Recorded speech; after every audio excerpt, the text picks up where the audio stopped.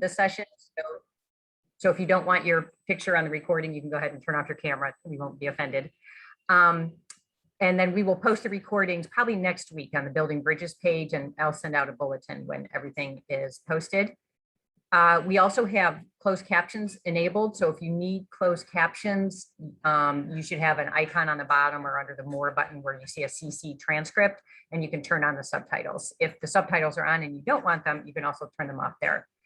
At the end of Ryan's session, we will post a link to an exit survey where you can get contact hours, etc. So other than that, I'm happy to introduce my colleague, Ryan, and I'm going to mute myself and let Ryan take over. Thanks, Kathy. Hi, everyone. Welcome to this session titled very aptly, How to Implement a Seal of Biliteracy Program in Your School or District. Our topic today is pretty straightforward here. To get us started here, let's see here. I should just introduce myself. As Kathy said, my name is Ryan Wirtz. I serve as the lead consultant for world languages and global education at the Ohio Department of Education. This is a position that I've held for the last 15 years. Prior to that, I worked as an immersion kindergarten teacher, a middle school Spanish teacher, and a high school Spanish teacher. So I've had some experience across the full K-12 range. I also occasionally teach methods courses at the Ohio State Universities in their world language MED program as well. So I've had some experience at the post-secondary level as well. The handout for today can be found at this tiny URL address, so tinyurl.com/VVJ5NETJ. Let's see if I can throw that into the chat box here. I put the link to the folder in the chat box also, Ryan. Oh, okay, great. Thanks, Kathy. And then also, if you would like contact hours, we will be sharing this URL in the chat box towards the end of the session. And you can give us some feedback. And if you're interested in a contact hour certificate, you can also use this survey to ask or request a certificate. So today, I'd like to just begin by talking a little bit about the objectives of this session. Our first objective is simply to understand Ohio's need for more bilingual and biliterate citizens. I'm actually going to begin my presentation today by sharing a lot of really good advocacy information that might be worth sharing with leaders and district decision makers in your local district or in your school. You know, we're always kind of fighting to survive in the world languages content area, and we do better when we're well armed with strong advocacy research that we can share with our leaders. The next part of the presentation will simply be about the mechanics of the Seal of Biliteracy program. I'll specifically walk you through step by step kind of the best way to implement a Seal of Biliteracy program locally. And then towards the end of the program, I'm going to share some practical tips to kind of complement those steps for implementing the Seal of Biliteracy. So to get us started here, I'd like to begin with a Mentimeter poll. And I'd just like you to indicate the status of the Ohio Seal of Biliteracy program in your local context. So if you've never done a Menti poll before, just go to www.menti.com. And when you get in, it'll ask you to input an 8-digit code, and that code is right here, 4091-8370. And I will bring up that poll here in just a second. I want to leave this up just for a moment so people can use the code. Once you're in, indicate the current status of the Ohio Seal of Biliteracy program in your school or district. Check 1 if you have fully implemented the Ohio Seal of Biliteracy program. Check 2 if you're considering the implementation of a Seal of Biliteracy program. Or 3, we have no program yet, but I'm here to learn. Hopefully everyone's grabbed that code. Hey, Ryan, the code is not working. Do you have the program open? I do. Hang on just a second here. The code's not working. It looks like, yeah. Or it says the code is not found. Oh, you have a different code at the top. If you it must have, it does that sometimes. Okay. You set it up and then it changes the code on you. If you just hit present, we can all see the code. Yeah, it's trying to get to the present button here.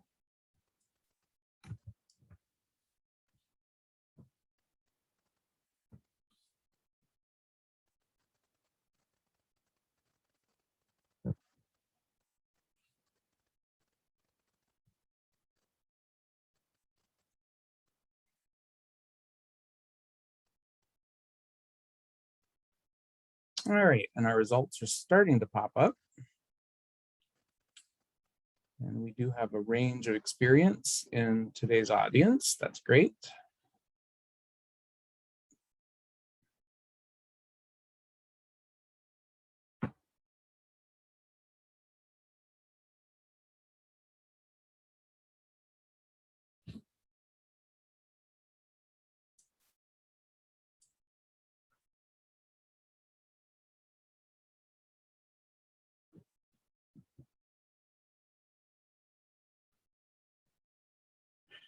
All right, answers are slowly coming in. We've got about 16 of the 36 people in the audience participating at this point. It looks like the majority of us have no program yet, but are here to learn. And it looks like a couple of us are in a situation where our school or district is thinking about implementing a program, but hasn't done so yet. And I'm very happy to see 3 audience members who do have Seal of Biliteracy program experience in their districts. And I may call on you a bit later to talk about some of the pitfalls that our participants should avoid and just your general experiences with the program in the future. All right, so don't want to belabor this for too long here. So I'm going to go back to the presentation.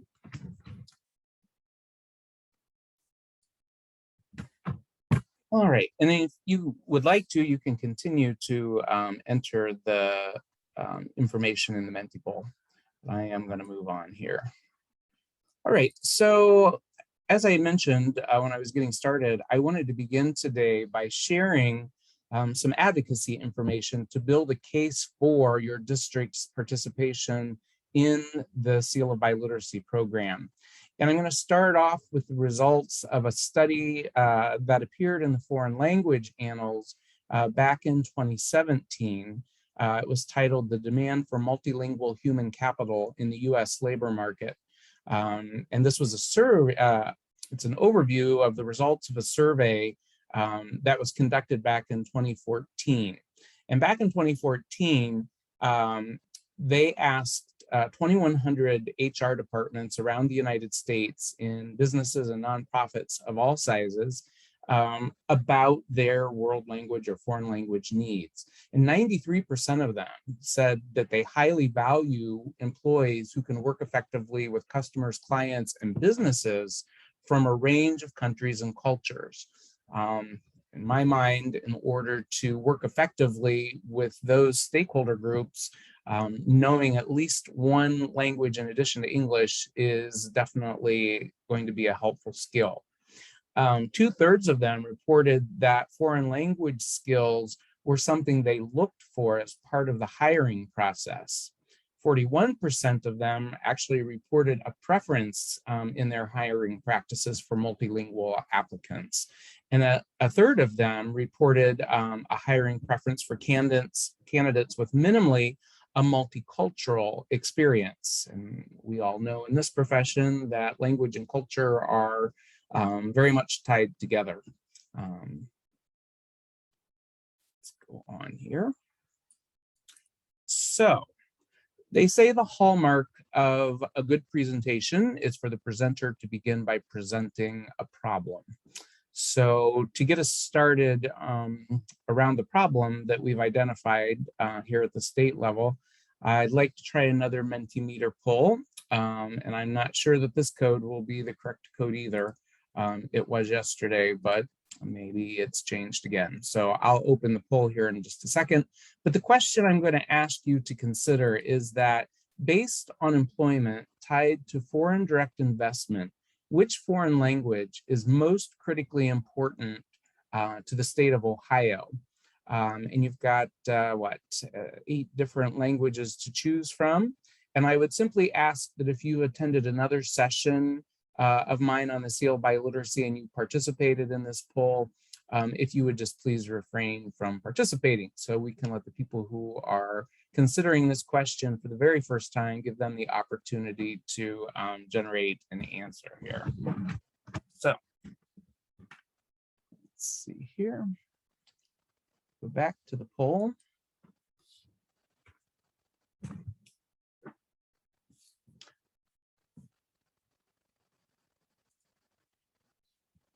Menti.com and use the code 57806298.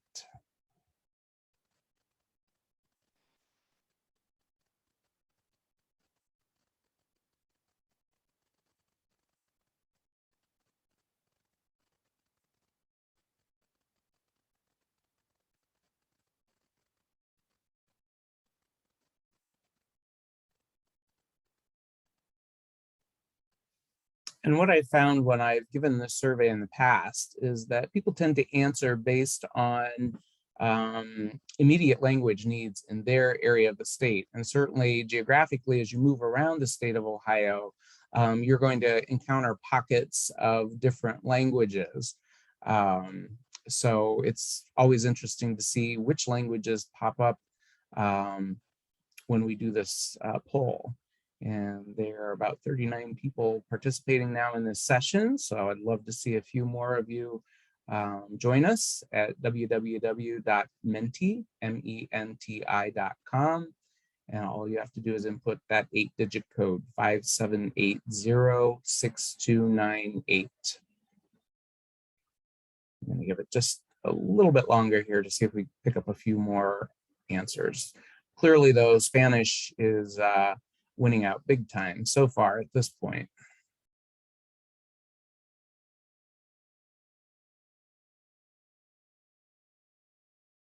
Any last takers? We had about 18 of you having given us some input at this point.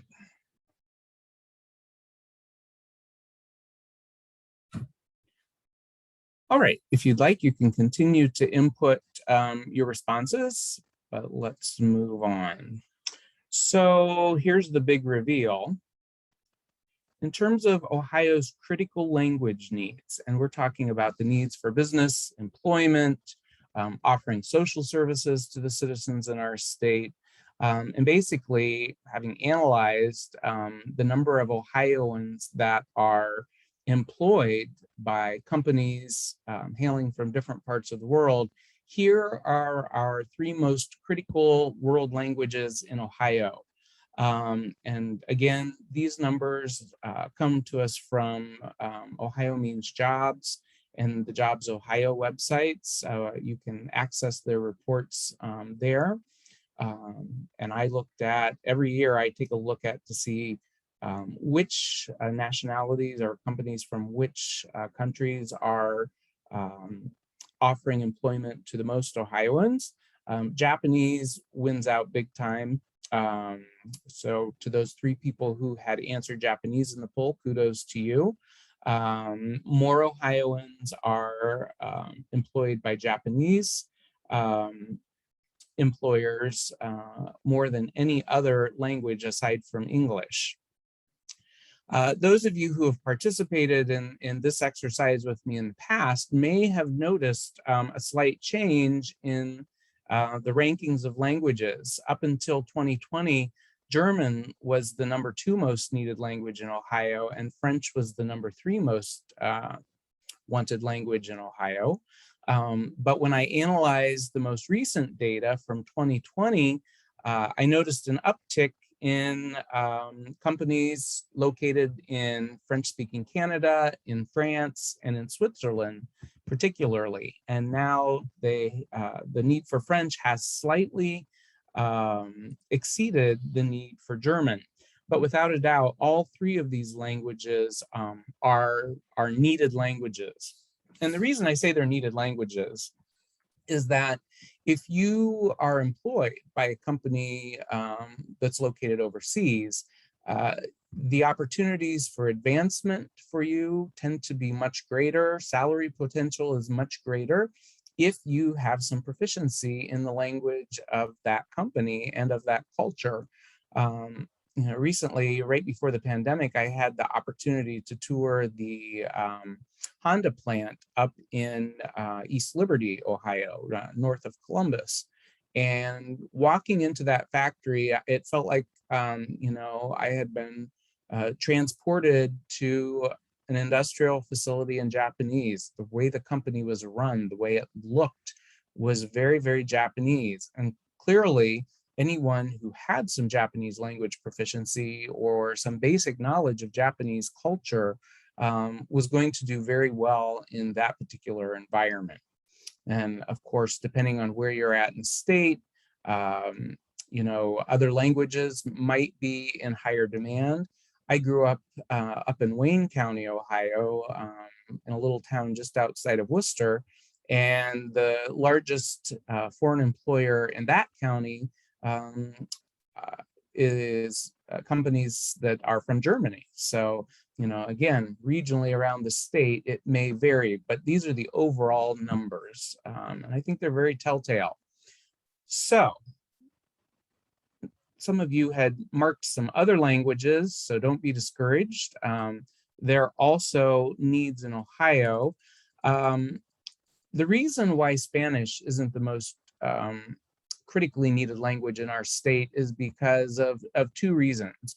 First of all, the number of Ohioans that are studying Spanish, both at the K-12 and post-secondary levels, as well as the increasing number of well-educated native or heritage Spanish speakers who are filling more and more of those language-dependent positions for Spanish around the state. That's not to say that there isn't a critical need in certain areas for more Spanish speakers, but in comparison to our need for Japanese, German, and French speakers, the need is not quite so critical. You can also see some of the other languages that are growing in importance in our state. If there's a number one beside it, it's because of growing business opportunities, meaning more companies from countries where those languages are spoken are directly investing in our state and opening offices or manufacturing sites. And then if there's a two beside the language, it signifies that there is heightened immigration from countries where those languages are spoken. And in some cases, for example, with Arabic, Chinese, Hindi, and Spanish, both factors are at play. So there's some evidence here to support a wide variety of world languages being offered in our Ohio schools. Great, so I mentioned that there's a problem, okay? The problem isn't the fact that, foreign companies are coming in and giving Ohioans good jobs. It is based on some other factors. So let me begin building a case for the problem. There was an additional study that came out in 2019, just a little bit more recently, and this one was also commissioned by ACTFL, and it comes from a study that was titled "Making Languages Our Business, Addressing Foreign Language Demand Among U.S. Employers." Well, speaking of those employers, you can also see here in the blue the most sought after languages nationwide, which varies ever so slightly from our numbers here in Ohio in terms of critical need. Spanish being by far and away the most high demand language nationwide, followed by Chinese, French, Japanese, and German. So at least within those first four, Ohio is not too far off the national norm. And then followed by Russian, Arabic, Italian, Korean, Hindi, and Portuguese. 9 out of 10 of the companies that were interviewed said that they rely on employees with language skills other than English, and over half of them predicted that their foreign language demand will increase in the next 5 years. In terms of the skill gap, 1 in 3 foreign language dependent US employers reported a language skills gap, and 1 in 4 of them told us that they lost business because of a lack of foreign language skills among their employees. And in terms of the top 5 departments needing foreign language skills in the typical business, number 1, customer service, no big surprise there, followed by sales, marketing, management, and IT. There's an argument to be made here for programs that partner world language learning with technical skill learning as well. Let's just take a look at their analysis of domestic and international language needs. A lot of people mistakenly think that companies need foreign language skills for their international dealings and sales, but that's actually not the case. If you take a look at this, 72% actually require foreign language skills for domestic or mostly domestic purposes. If you look at the percentage of mostly international or international only, we're only talking about 11% of them. So this is very interesting in that US companies need foreign language capital in their employee base to serve our own domestic market.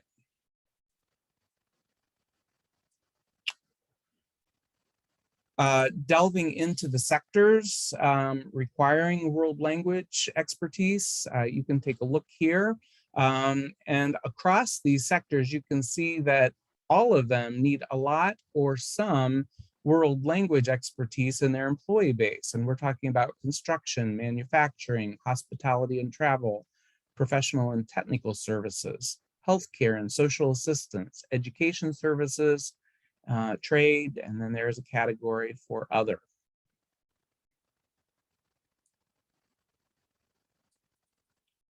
In terms of future demand, this graphic kind of shows the anticipated future need for world language capital in the employee base for both small, mid-size, and large companies. And you can see that across the board, whether the company is small, medium-sized, or a large company,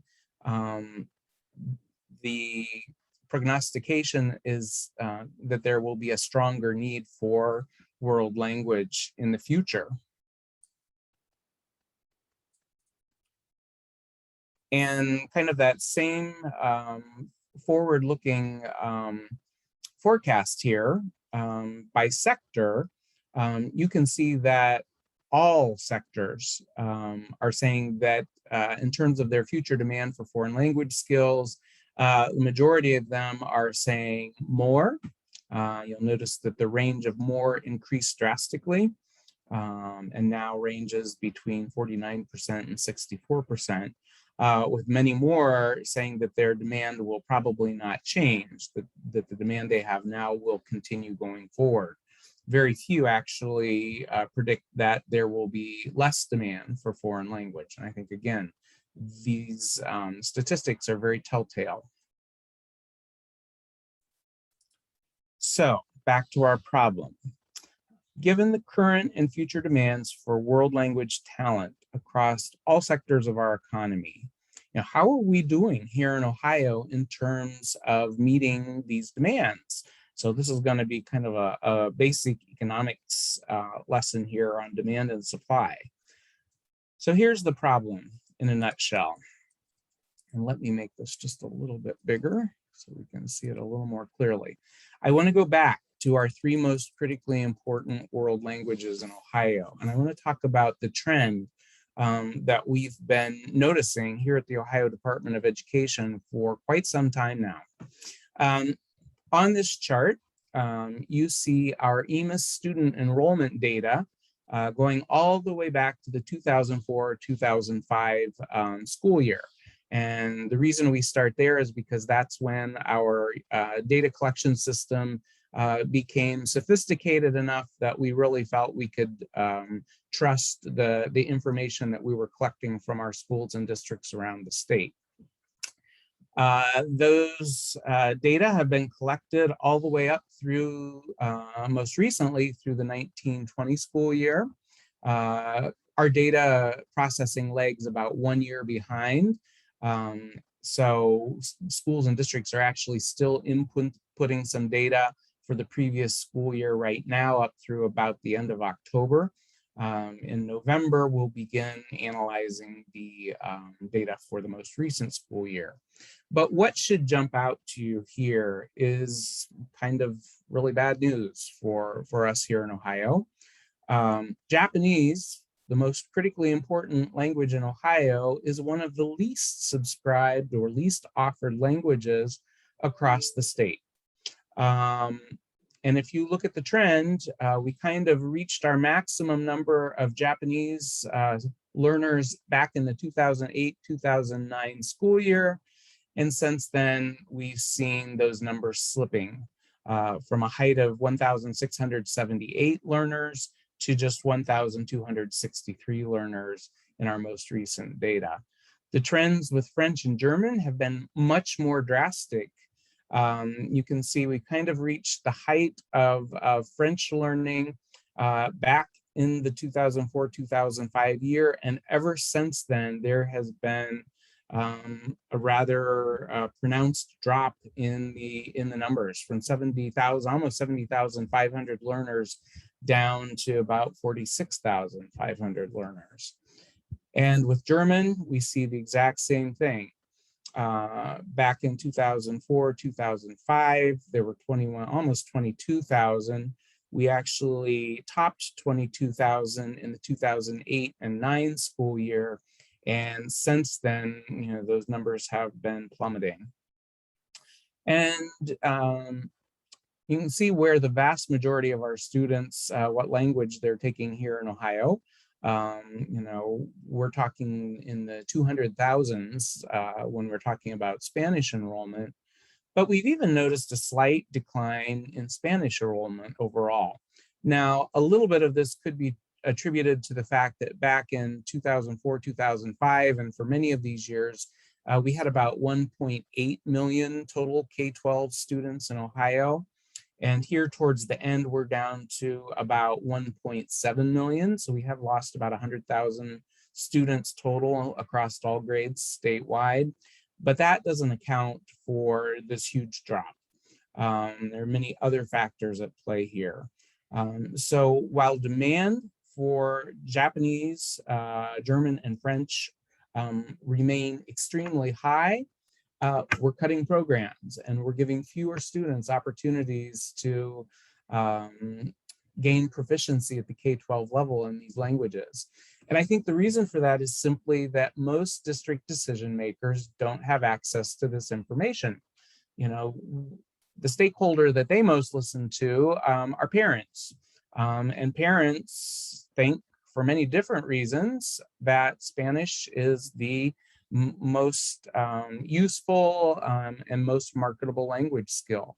And it is true that Spanish is a useful and marketable language skill. I'm not saying that as a former Spanish teacher, but what I'm saying is that Japanese, French, and German are also highly marketable skills, but we're not providing our Ohio learners with the opportunity to gain those skills, at least not in the K-12 realm.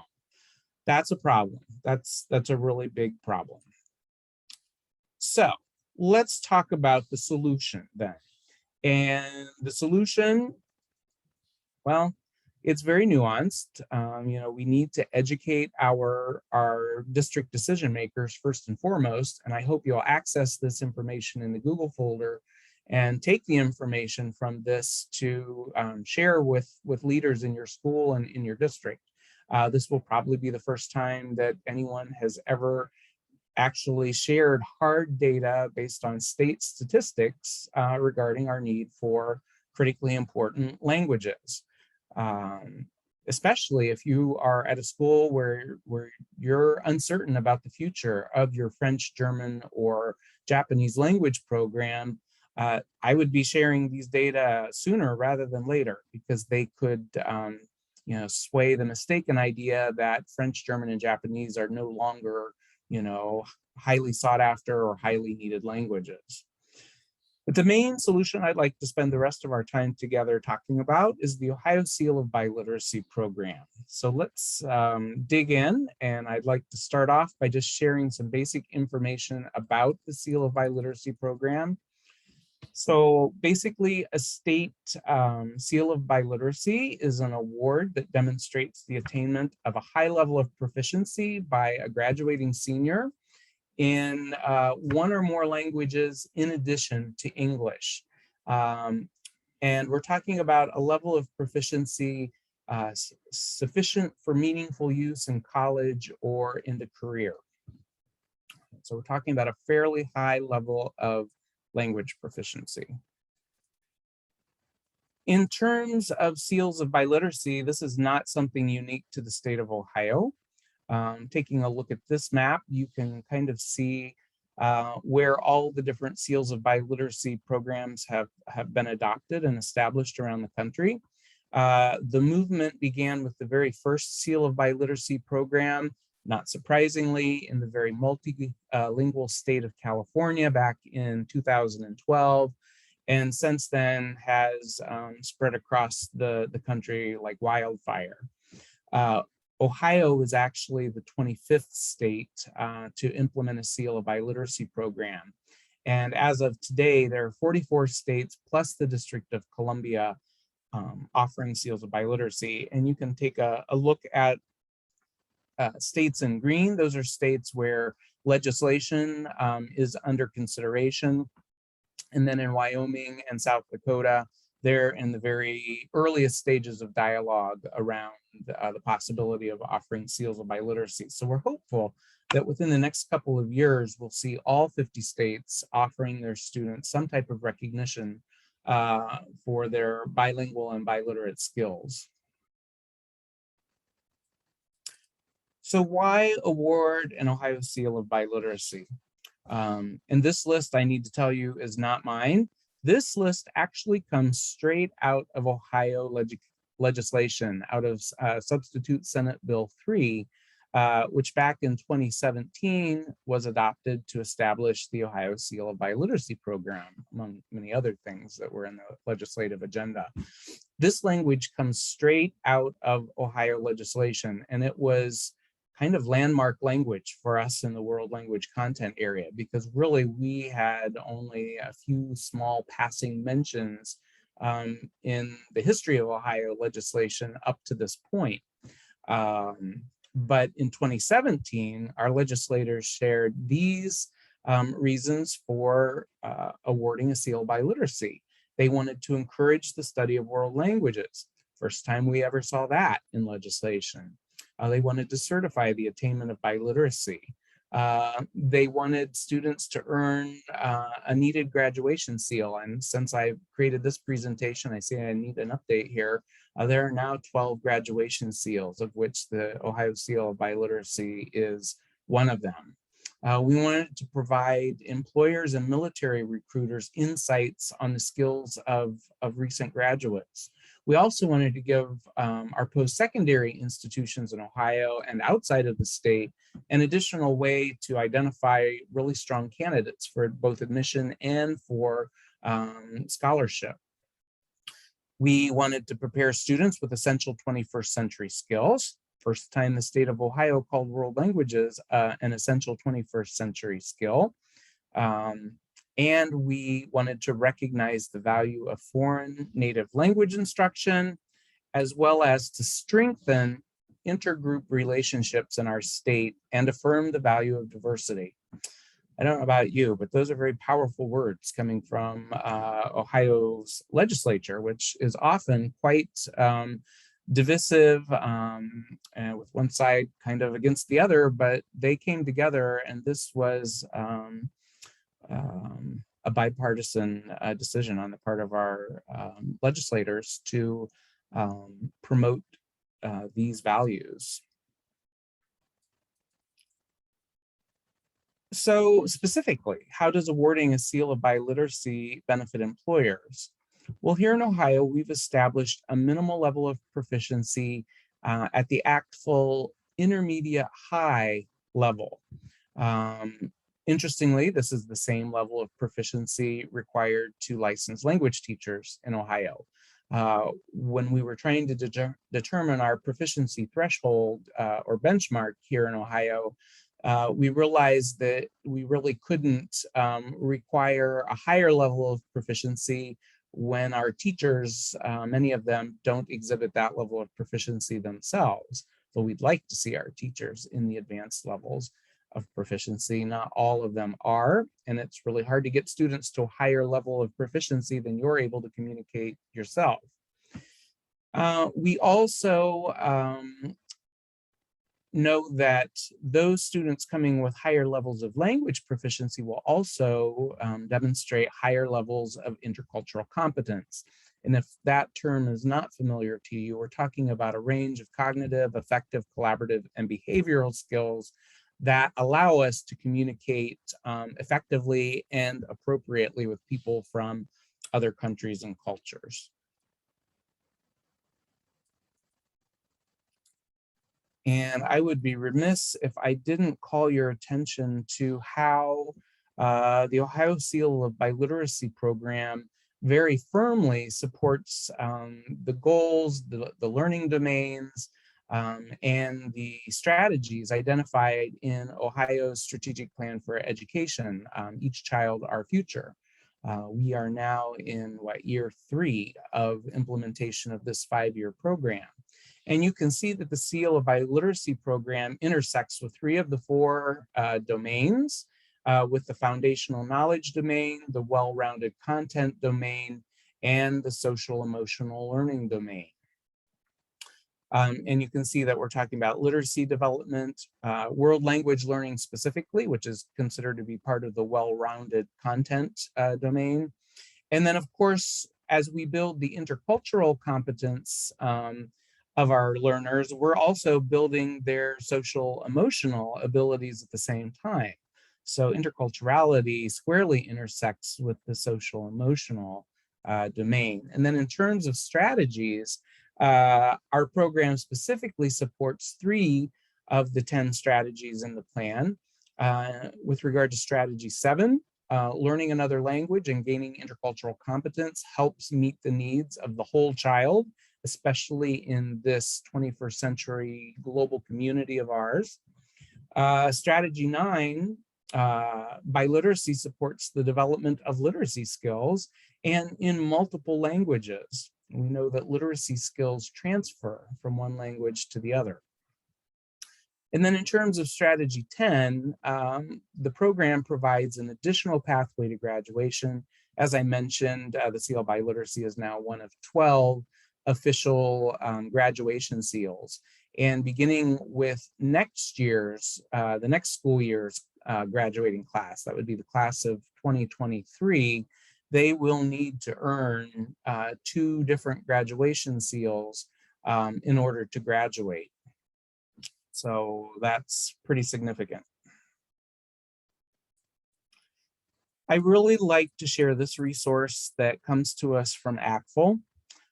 Back in 2015, they released this graphic titled Oral Proficiency Levels in the Workplace. And what's significant about this, over here on the left side axis, you can see the 11 levels and sublevels of language proficiency, beginning with novice low at the very bottom, going all the way up to distinguished at the top. But what I want to draw your attention to are 2 things. The information in this middle column, which is the various jobs that have been identified or associated with each level of proficiency. So in other words, in order to hold one of these jobs and do it with the needed language proficiency in another language, this is the level of proficiency required to hold and do those jobs effectively. The other information that I want to point out to you is this information in red. So let's begin there. You know, in Ohio, only about 20% of all Ohio K-12 students ever take a world language course at any time in their K-12 educational sequence. So only 1 in 5 Ohio students. That's pretty much a mirror image of the national statistic of about 20%. I think at last I saw it was 19 point something. All right, in Ohio, we're like 20.1%. Of those 1 in 5 language learners, of those 20% of all students, about 85% of them only take 2 years of a language. Reason for that being, if they want to get into a better university program, there's likely to be some type of a world language requirement for admission or for scholarship. Typically, many universities require 2 years of K-12 language study as a prerequisite to admission or preferred admission. So 80% of that 20% only getting to the novice high level of proficiency in most languages, right? The majority of Ohio students are taking a level 1 or level 2 difficulty language like Spanish, French, Italian, Latin, German, and so forth. And so, not surprisingly, novice high is kind of where we land at the end of 2 years. For those additional 10% of the 20% who stick it out for another year in order to earn their Ohio Honors Diploma, you can see that they're getting to about the intermediate low level of proficiency. Again, pay attention to what's happening here in this middle column. You know, at this point, the students really don't have a level of proficiency that equates to use for any type of job or profession. All right. So moving on, about 4% of our 20% of students actually make it to a level 4 or level 5 class statewide, and perhaps have the opportunity to take an advanced placement or an international baccalaureate course. Those students are the students who are kind of reaching our proficiency benchmark for the Ohio Seal of Biliteracy, intermediate high. And notice now we've got a small but growing list of job opportunities for students in their second language. You know, we're talking cashier, sales clerk, receptionist, firefighter, you know, tour guide, missionary, aviation personnel, you know, work at the airline counter or load and unload the baggage. So, you know, very low level language skills needed, you know, a lot of repetitive language. They tend to say the same things over and over and over again to the same types of people. Now, less than 1% of our students in Ohio actually have the opportunity to go through an immersion or immersive language learning experience that extends from, you know, kindergarten through graduation or elementary school through high school. These are the few students in the state who are actually bridging the intermediate high sublevel of proficiency and crossing over into the advanced low sublevel. Right, so we're talking about less than 1% of our students getting to advanced low, but man, look at how the list of job possibilities suddenly grows kind of exponentially at this level and then on up. And of course, not surprisingly, you know, as the sophistication needed of language increases, you know, kind of the opportunities for advancement and for higher pay also go up as we move from the careers in one level of proficiency to the careers in the next level of proficiency. So, you know, this is kind of a really good way also to show our administrators kind of, you know, how well or unwell we're preparing our students for use of their language and intercultural skills later in life.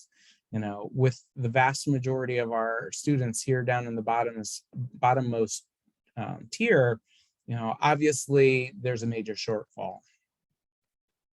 And I invite you to take a closer look at this resource on the ACTFL website. It's pretty easily found in their resources section at actfl.org.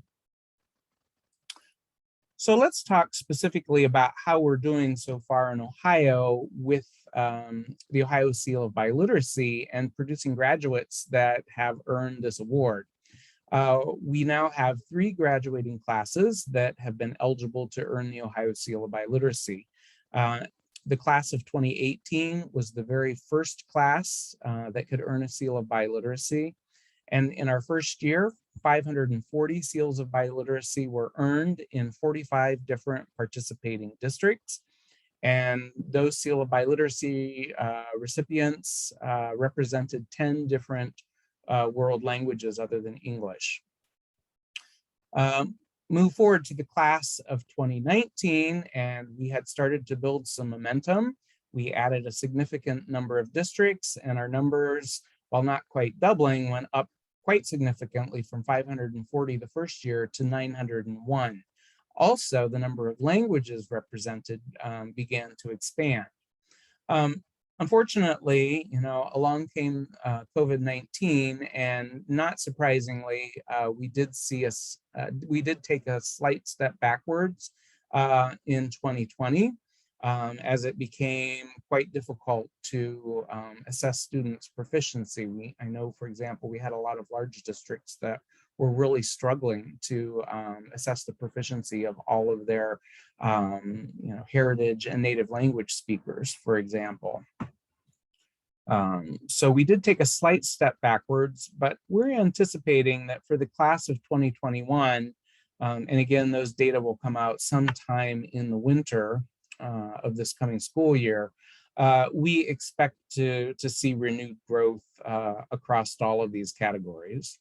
So it's been a modest start in Ohio, but that's not dissimilar from Seal of Biliteracy programs and results that can be found in other states.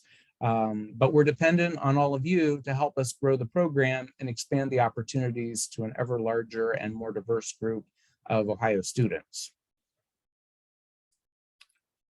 Just some additional data to share with you. One of the reasons the Seal of Biliteracy program was created here in Ohio and around the country was to promote English language learning among those students who were heritage or native speakers of other world languages.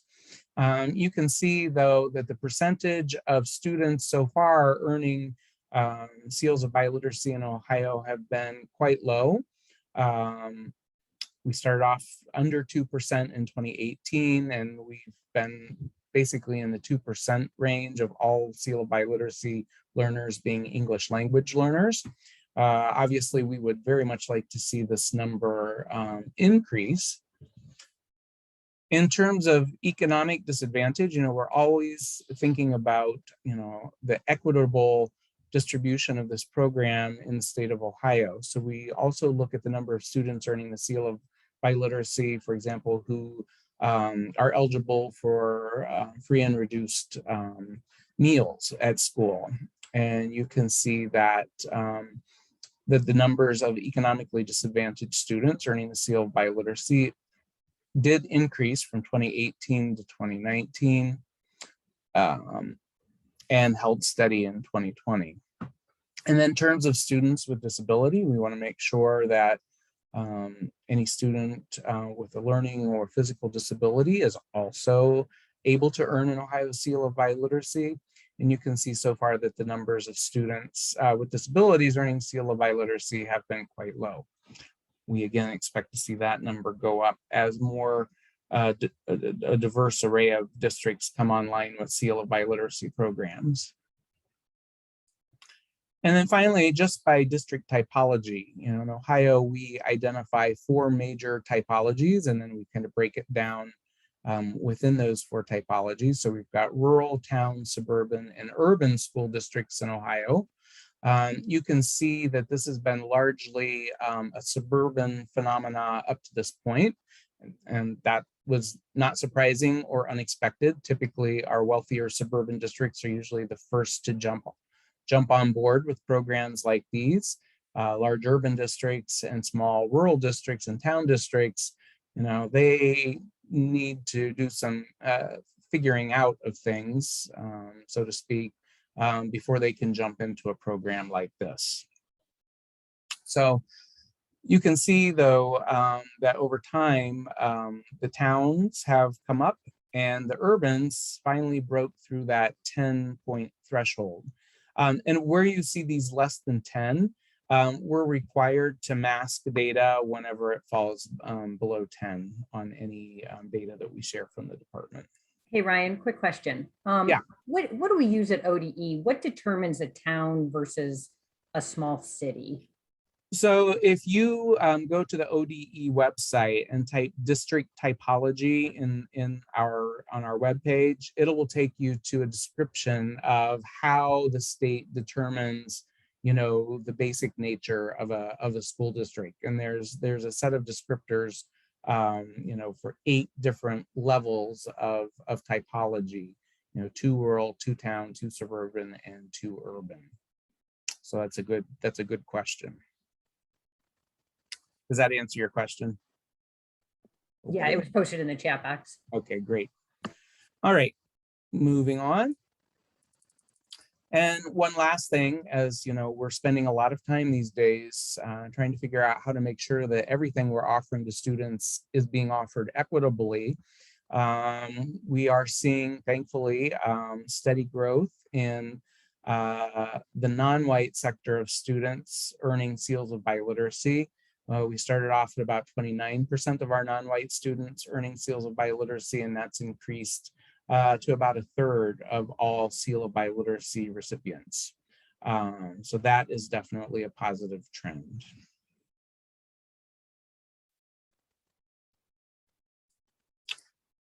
So what are the reasons why the Ohio districts and schools aren't participating in the seal biliteracy program? I guess I did not mention that although this program is offered to all schools and districts in the state, and that includes all public and community schools, as well as to private school students and even to homeschooled students, why are so few districts actually participating? You saw that there were about 69 districts participating most recently. We've got about 610, 611 total school districts in the state. So we're talking about just slightly more than 10% of all districts are currently participating in the program as of the class of 2020. Well, here's what we found out. Back in 2019, at the end of 2019, right before the pandemic began affecting us, we did a random poll of districts across all those different typologies, across all geographical regions of the state. And, we asked them to tell us why, if they were not participating in the seal of biliteracy, why not? So many of the districts, and these were largely our smaller rural and town-sized districts, they reported that their world language course sequence is just not long enough. Typically in our rural districts, they tend to offer kind of the bare minimum requirements for world languages, which are essentially one language for 3 years. That allows students to access one of the pathways to an Ohio seal or an Ohio honors diploma. So that's a major factor. We're also experiencing a critical shortage of world language teachers across the state, and not surprisingly, our districts told us that that is also a factor in whether they can or can't offer a seal of biliteracy program. And then a few districts actually mentioned, they felt that they had not a lot of interested students, although I wonder if they, if that's their personal assessment or if they actually, formally measured the level of interest of their students. Of course, back in 2019, this is when the debate was raging around the state about the amount of testing of our students, K-12, and many districts and even the state were taking measures to kind of limit the amount of testing of students. And since there is an assessment requirement on both the English side and the world language side of the seal of biliteracy, Some districts felt that this would simply contribute to additional testing for students, and they were trying to find ways to limit testing of students. A couple districts were quite honest with us, and they said that, you know, awarding their student seals of biliteracy really did very little to improve their local report card. You know, districts are in the business of selling their district programs and curriculum and results to their stakeholders, principally parents. And if, you know, kids earning a seal of biliteracy don't directly affect the local report card, then it's not going to be a high priority for them. And then speaking of priorities, it's not that they didn't have interest in the Seal of Biliteracy program, but some of the districts told us that actually, you know, they have many priorities to consider, and unfortunately, the Seal of Biliteracy was not high on that priority list. The good news from the survey is that the majority of respondents told us that they are still investigating implementation. So despite all those factors kind of limiting participation, we still saw a lot of promise in those data. So I'd like to move into kind of the implementation guidance portion of this presentation. And let's jump right in. In order to talk about the Seal of Biliteracy program and in order to implement it properly in your local context, you first need to kind of be aware of the relevant legislation at play. You know, districts just can't create their own seals of biliteracy programs with, you know, their own proficiency benchmarks and ways of having students demonstrate their proficiency. There are quite a few things in law that districts need to follow if they do choose to implement the program. So the first piece of legislation that district decision makers need to become familiar with is the initial piece of legislation that got the whole ball rolling here in Ohio with our Seal of Biliteracy program. That was Substitute Senate Bill 3. Which was enacted in 2016 and rolled out in 2017 for the 2017-2018 school year. And then specifically, a lot of the program specifics are laid out in Ohio Administrative Code rule. And that rule is 3301-16-08. More recently, in 2019, an additional piece of legislation was passed. That was House Bill 166. And two things of note came of it. That bill made the Seal of Biliteracy one of the 12 official graduation seals, which I mentioned, graduates in the class of 2023 and those following them will all need to be able to earn 2 seals of biliteracy. So of course, we'd love for many of our students to make the Seal of Biliteracy one of their 2 graduation seal targets. The initial law that established the Seal of Biliteracy did not require schools and districts to affix an actual physical seal on the diploma of their graduating seniors who had qualified for the Seal of Biliteracy. Beginning in 2023, any district or school offering the Seal of Biliteracy to its graduates will need to work with a local awards vendor to create a seal of biliteracy, an actual physical seal of biliteracy that can be stuck to the graduating diploma. So we were happy to see that. We were a bit frustrated when the initial law came out and didn't really require an actual seal. You also need to be very familiar with the language requirements for earning a Seal of Biliteracy. As I mentioned, a Seal of Biliteracy honors students who have attained a high level of proficiency in both English and in at least one world language. So with regard to the English language requirements, probably the most common way that most of our students will satisfy the English language arts requirement is to score a proficient on the ELA 1 and ELA 2 end of course exams. And notice, in the spirit of reducing testing, that the recent legislation is going to change that to just ELA 2 for graduates in the class of 2023 and beyond. So not this coming year seniors, but the next year seniors, this year's rising juniors.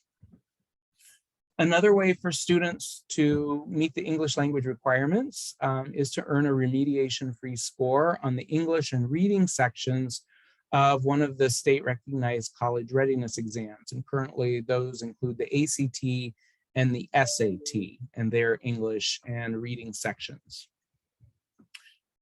Another way, and this is available to far fewer students, some non-chartered schools are permitted to use department approved alternative English language assessments. And for those few non-chartered schools, we're talking about the Iowa and the Terra Nova tests, and students would need to earn a proficient level or higher on those. And then finally, as I said, this program specifically targets English language learners. And one of the ways for English language learners to qualify for the seal of biliteracy is to score proficient on the high school administration of the OELPA, the Ohio English Language Proficiency Assessment. So in a nutshell, those are the only 4 ways for students to qualify on the English side of the equation at this point in time. We have a few more ways for students to meet the requirement on the world language side of the equation. Many of our students who have the opportunity to take AP courses, a score of 4 or higher on an AP foreign language exam will qualify them for seal of biliteracy. And for those students who are able to take an IB, an International Baccalaureate assessment, a score of 5 or higher on the higher level International Baccalaureate exam, or a score of 6 or higher on the standard level International Baccalaureate exam and the world language tests will qualify those students on the foreign language side of the seal of biliteracy here in Ohio. Hey, Ryan, quick question. Yes.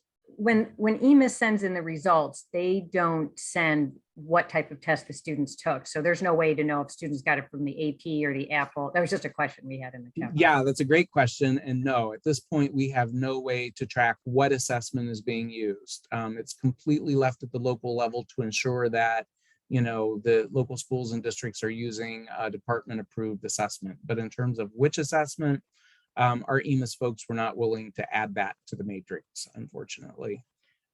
They have a very limited amount of stuff that they can do to expand EMIS data collection. So unfortunately, they weren't willing to go there for us. Great question. It's something that frustrates me greatly as I try to share information about the seal of biliteracy. Number 3 rather, here on this list is probably one of the biggest ways that students are qualifying. And that is to attain a score of intermediate or higher in comprehension, speaking, reading, and writing a language using an assessment that can be found on our Ohio Department of Education's approved list of seal of biliteracy proficiency assessments. And I'll show you where to find those here in a bit.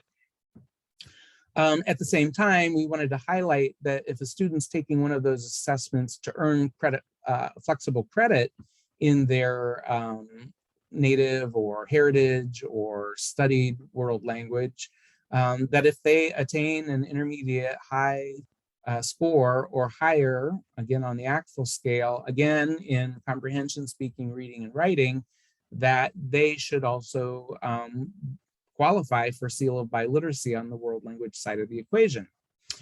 And then for our ASL students, ASL or American Sign Language is counted as a foreign language here in Ohio in legislation. For students learning American Sign Language, they need to score the equivalent of an intermediate high or higher score on the ACTFL scale in interpersonal signing, presentational signing, and demonstrating understanding of ASL on an ASL assessment that's been approved by the Ohio Department of Education. And then finally, for those students who are learning a classical language, and the vast majority of our classical language students in Ohio are learning Latin, those students need to score an equivalent of intermediate high or higher basically in interpretive reading, but we would also like to see it in presentational writing when possible. So those are the ways that you can qualify on the world language side of the equation. Hey, Ryan. So I want to move. Ryan, real quick Yes. before we go to the next one, we had a good comment from Karen in the box about it would be nice to come up with a slideshow for that's geared towards the students that we could post on the seal page that teachers could access to show their students with all this. So I told I think that's a really great idea. I'm sending that to your email for your to-do list, Ryan. Thank you. All right, because I don't have enough to do, but that's one I like. I really do like that idea. And actually, this is not the first time that this suggestion has come up. So thank you for again bringing that to the forefront of our attention. So jumping into how to implement a program, there's some basic steps that need to be followed. And again, you don't need to take copious notes. This presentation is available to you in the Google Drive, and I believe Kathy has shared that URL with you numerous times now. So just take a look back through the chat and you can figure out how to access it. But the first step is basically for the school or district to decide to participate in the program. So that decision needs to be made by the school or district leadership team. And in that decision-making, world language, ESL, teachers and guidance counselors should be included since they are going to be major participants in this program, both promoting it and preparing students to attain the benchmark levels of proficiency.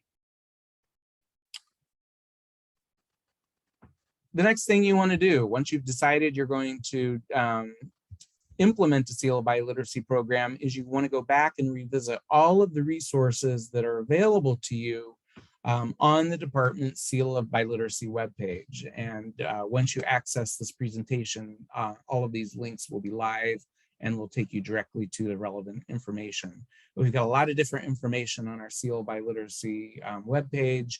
Probably the most helpful pieces or the most helpful resources to get started with are probably the frequently asked questions document, the requirements for earning a seal of biliteracy, and the list of approved world language assessments. And of course, there's some other resources there as well. The third thing you need to do at the local level is to create a seal of biliteracy application.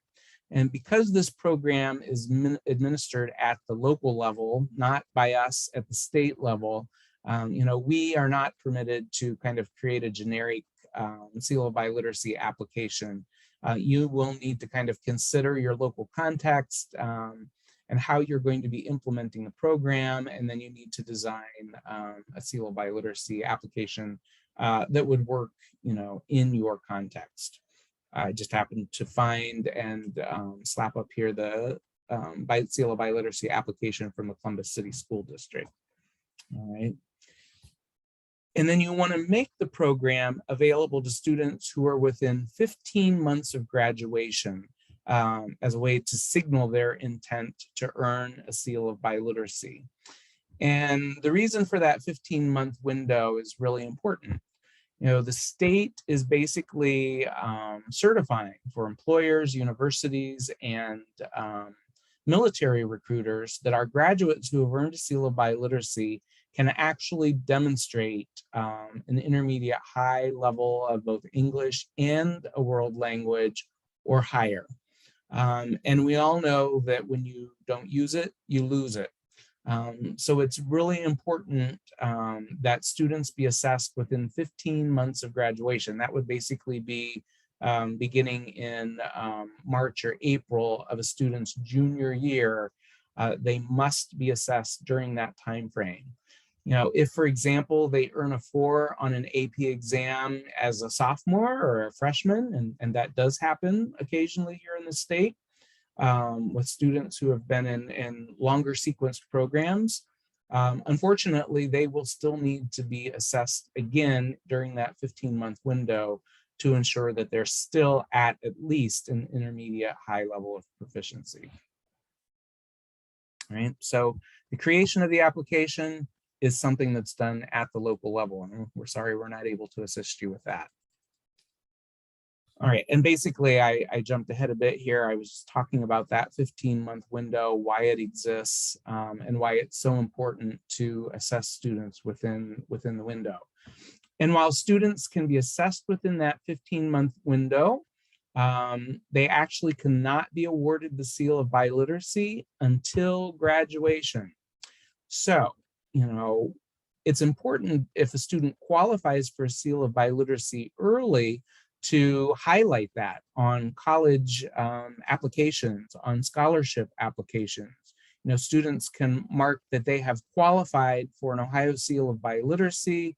You know, that will be presented at the time of graduation.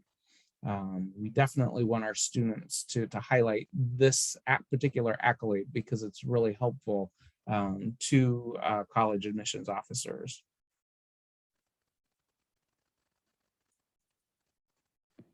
Ryan, clarify one more time that about the 15 months, that is 15 months before graduation. So even if a student, Zach mentioned that he has kids who won't be starting Spanish 5 till November, they're still fine to yeah, they're still fine. Yeah. Yeah, basically at the end of a student's junior year, that's when that assessment window opens. And I'll talk a little bit more about assessment here and, you know, can assessments be retaken and so forth. Can they be given after graduation? We'll get to that here shortly. But just for now, know that it's got the official assessment that qualifies a student for a seal of biliteracy has to occur within 15 months of the date of graduation. So figure out what date any particular grade level of students will be graduating, work backwards from there 15 months. Usually lands in March for most school year calendars. Right, the next thing. Once the district has decided to implement the Seal of Biliteracy program, there's no mechanism to contact us at the Department of Education. There's no formal, let us know that you're implementing the program. There's no need to sign up formally. It would be wonderful if you would just informally email Kathy or me to let us know that your district is starting a program, but there's no formal mechanism to sign up with the state. Basically, you do a couple of things, and that will signify to the Department of Education that you're participating in the program. And the first thing is to visibly post information about your Seal of Biliteracy program in a place on your district or school website that's easy for parents, students, and other stakeholders to find. People like me at the Department of Education, when a parent calls and says, hey, do you know if my district has a Seal of Biliteracy program? Rather than referring them back to their district, oftentimes we can just get on the district webpage and find information about the Seal of Biliteracy program. So we would encourage you to post that in a prominent place on your webpage, and also to make sure that that Seal of Biliteracy is an easily searchable, easily searched term in your search engine. All right.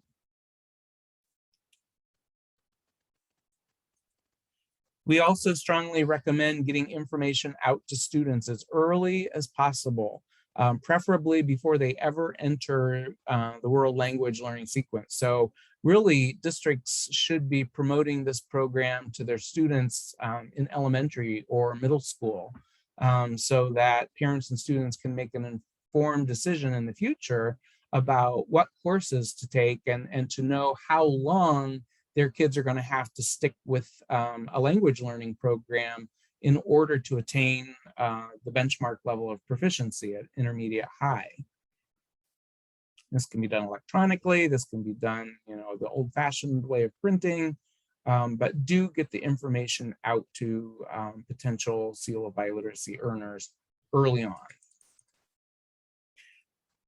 Guidance counselors are perhaps the biggest key to the success of this program statewide and at the local level. If the guidance counselors aren't aware of the program or they don't really understand the nuances of the program, they're not going to be promoting this actively with their students. And when a student comes to the guidance counselor to ask about it, they're likely to be put off by the guidance counselor rather than encouraged. So we want the exact opposite. We want our guidance counselors to understand that these are highly marketable skills that graduating seniors who are proficient in another language and who have high levels of intercultural competence, are going to do better in terms of types of job, potential salary, earning, these types of things. They need to know that this is something worth promoting and supporting. Whenever we have an opportunity to talk to guidance counselors, we try to get this information out to them as well. But you may be the best way, of getting this information to them at the local level. The next step is to decide what world language proficiency test or proficiency tests you're going to use that come from that state approved list. The vast majority of our language learners in Ohio are learning commonly taught languages. And happily, I can tell you that pretty much all of those commonly taught languages, there are nationally valid and reliable proficiency assessments that can be used to gauge learners' proficiency. And you see a couple of the main ones being used here in our state depicted on this piece of my resource.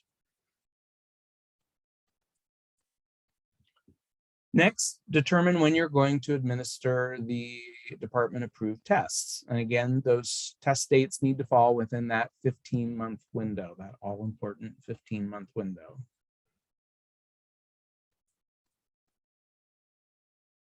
Once testing is complete and you think you've got students that are eligible for the seal of biliteracy, go back and make sure that your students all meet both the English and the world language eligibility requirements. All right, that is very, very important. You are attesting to college admissions officers, to military recruiters and employers that your students actually demonstrate this level of proficiency.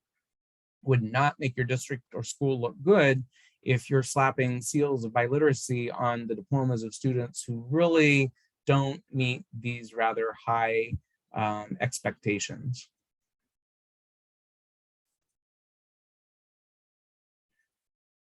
The other way to indicate that a student has earned a seal of biliteracy is to notate this. This is actually a requirement in law that you work with your transcription vendor, whoever that might be, whether it's the school platform, if you use Schoology or something like that. Those typically are the vendors that are providing student transcript services. Work with them to have this language placed on the transcripts of your graduating seniors who have earned a seal of biliteracy.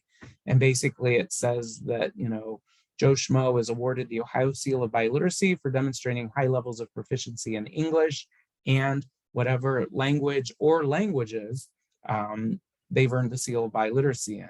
And it is worth mentioning here that students can earn a seal of biliteracy in more than one world language if they can meet the hit that proficiency benchmark in both languages. Hey, Ryan, a quick question. It came up earlier when you were giving the statistics from the districts who had it. Where did you get, the question was, are those from districts who told you? Was it on their webpage? Where'd you get the statistics for how many districts are doing the seal? Is that from EMIS? Right, that's coming from EMIS. We pull all of the seal of biliteracy information from all of the districts that have inputted into the EMIS system, the data system, information about students earning the seal of biliteracy. I'm going to talk a little more about that here in just a second. Good question. Great, the next step, once you've awarded seals of biliteracy, let's celebrate. Let's recognize those students who have, achieved this really rather remarkable accomplishment.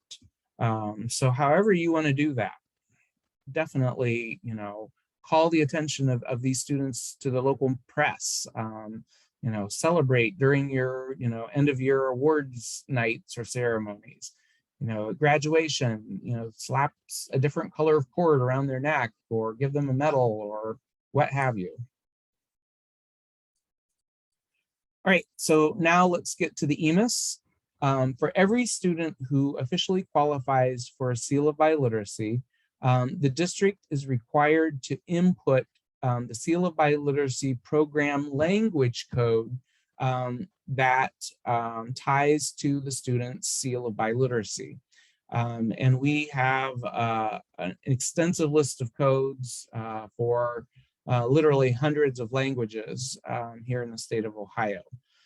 It's this inputting of the code that makes a seal of biliteracy awarded by one of our schools or districts official. If you don't tell us who's earned a seal of biliteracy via EMIS, then those are not counted as officially recognized seals of biliteracy in the state of Ohio. So your EMIS coordinator should have had training at this point on which field in the EMIS program to enter these codes in the student's graduate course record. And that needs to be done by the fall deadline. And for example, for the 2020 school year, EMIS coordinators have typically until the beginning or middle part of October to finish inputting all of their EMIS data, and this being one of them.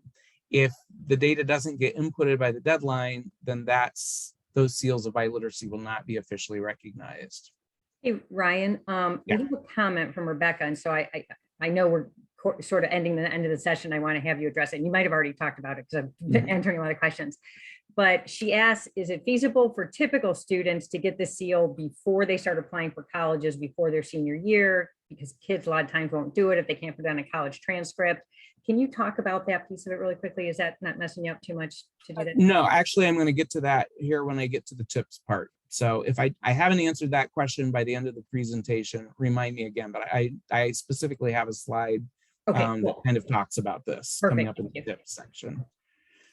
All right, really important that you maintain long-term records of all seal of biliteracy recipients, especially if you are a private school, a parochial school, or any other type of school that is not required to report your data to the Ohio Department of Education and EMIS. And none of our private schools in Ohio provide us with any data at all. So I also need to say that there are parochial schools, for example, offering the seal of biliteracy, and their numbers of seals of biliteracy are not reflected in our Ohio totals because we have no formal way of collecting those data. Unless those schools self-report to us, we have no way of knowing how many seals of biliteracy are being awarded. And it's for that reason that those schools in particular need to maintain long-term records, because if anyone's seal of biliteracy is ever called into question, you want to make sure that you can go back and find out, about that student's earning of the seal of biliteracy, what assessments they passed to qualify them, what their qualifying scores were, what language was it offered in, and so forth. So I'm going to just kind of fly through these tips. We've got about 6 minutes left, and I should be able to get through them quickly.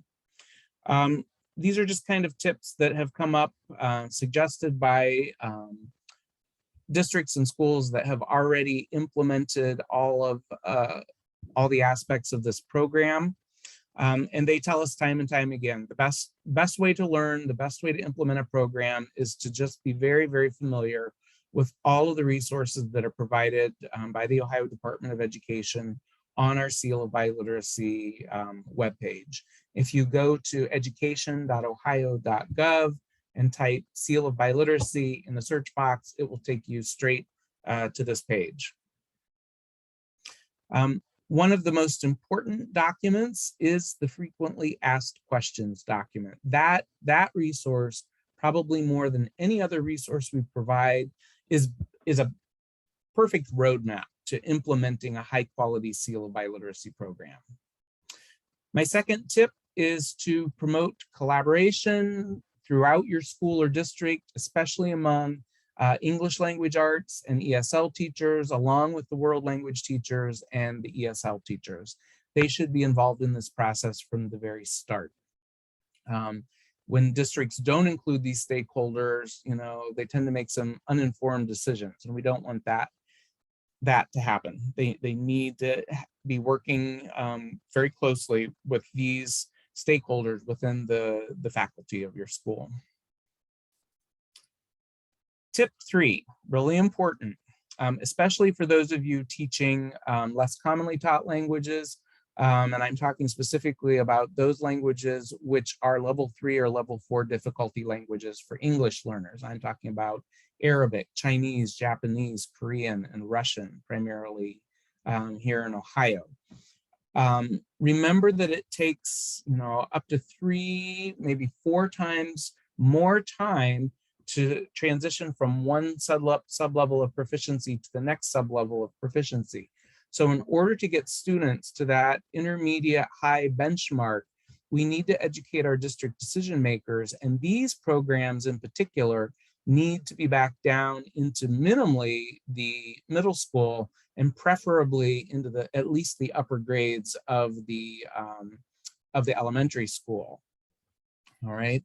Or otherwise, non-native or non-heritage learners of language will not be able to get to that intermediate mid-level of proficiency. My 4th tip, again, just get the information out to students before they ever enter your language program.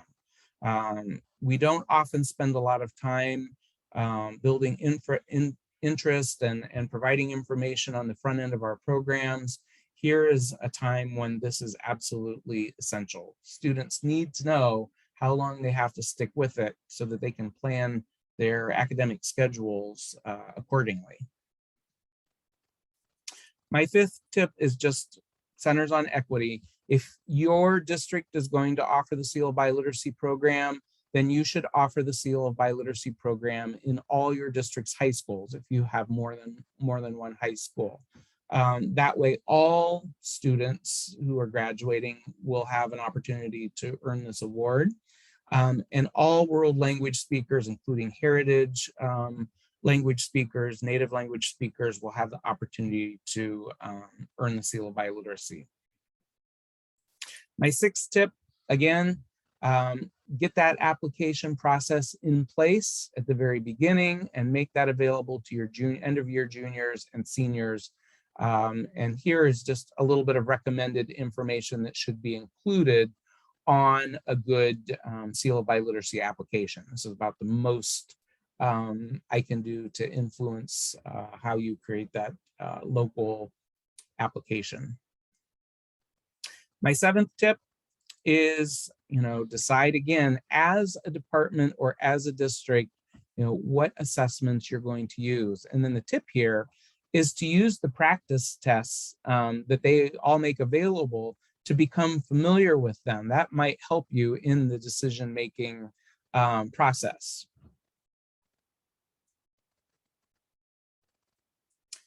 My 8th tip is just to take advantage of the fact that so many schools around Ohio and across the country are offering the Seal of Biliteracy program, that the demand for these assessments has gone up. And as a result, the price of these assessments, which were already very affordable, has gone down even further.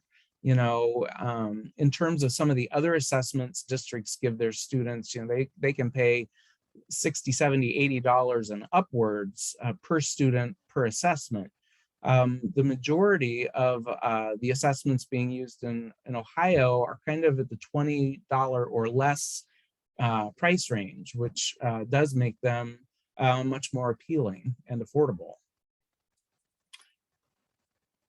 My 8th tip is to not only use those practice test versions to make a decision about which assessments to use, but once you've decided which assessments you want to use, make sure you make those practice tests available to your students. We know that when students have the opportunity to be exposed to the format of assessment and practice taking it early on, that when it comes to the higher stakes administration of that assessment, they're prepared for it. My 10th tip is to make sure that you never proctor your own students' proficiency assessments. Most schools and districts have a building level or a district level assessment or testing coordinator, you should definitely be working with that individual to make sure that the validity and reliability of your assessment is protected and that you're protected. Obviously, we would never want anyone to question someone's seal of biliteracy, and if they're not qualified for it, attribute that back to you. So just a common sense step there for you. As world language teachers, we need to work with our ESL teachers to identify literate heritage speakers who could qualify for the seal of biliteracy. And it's really important to take note of which less commonly taught languages might need to be assessed, and then take a look at the list of approved ODE assessments to see if there is an assessment for that language. If there is not, you would want to reach out to either me or Kathy, and we would work with you to come up with some type of an alternative assessment situation for those languages that don't have a formally recognized proficiency assessment. My 12th tip is to, again, work with your district's online platform, who is typically your transcript vendor, to make sure that this language, which is required by law, appears in the student's electronic transcript. And beginning with the class of 2023, we do now need to officially affix a physical seal of biliteracy on the diploma. Typically, your district has identified an awards vendor who makes all of your awards and things like that. They all have the capability of taking a high quality image of the seal of biliteracy and turning that into a self-adhesive seal that can actually be placed on the diploma at graduation. And again, my last tip, I just want to come back to celebrating the seal of biliteracy. This is such an amazing award and represents such a tremendous accomplishment for our learners. And we need to celebrate them every way that we possibly can. So be creative, work with your local press, celebrate them in any and every way that you can. Here is a listing of the resources available on our Seal of Biliteracy website. And as I take some final questions, I'm just going to put up this link to the session survey for this session. And I'm going to... I actually put it in there for you, Ryan. I put it. Oh, you put it in there already? Yeah. Great. Thanks, Kathy. Yep. All right. And my contact information is here. If you need to get in touch with me for any reason, Kathy's also another good person to get in touch with if you have seal of biliteracy questions.